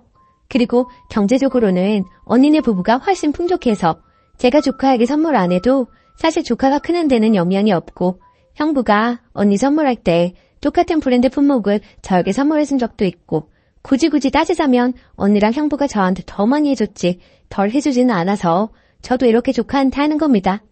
엄마와 이모 사이 때문에 아예 척을 지고 남남으로 살기는 힘들겠지만 이번 기회로 사촌 언니 자녀에게는 학교에 가든 생일이든 뭐든 더는 뭘 챙겨주지 않으려 합니다. 시간 내어 댓글 달아주셔서 감사합니다. 추운데 감기 조심하시고 모두 한 해 마무리 잘하시고 다가오는 새해 복 많이 받으셨으면 좋겠습니다. 댓글 1. 뭘 사촌까지 챙겨요. 내버려둬요. 친조카 생기면서 님한테 돈 주고 부모님 선물 사드리는데 돈 쓰시길 바랍니다. 지금까지 해준 것만으로도 솔직히 너무 많이 해준 거야. 내버려둬요. 더 하면 완전 호구입니다. 댓글 2. 기본적으로 사촌 언니가 소갈머리가 없네요. 같이 만나기로 한 것도 아니고 자기가 우연히 간 집에 이모가 조카 선물 산 거를 그런가 보다 하면 되지. 뭔 내 것과 애들 것은 없어. 이러고 찾아요. 수준 떨어지네요. 자기는 뭘 해줄 거길래 바라는지 궁금하네요. 그냥 무시하세요. 오늘의 사연은 여기까지입니다.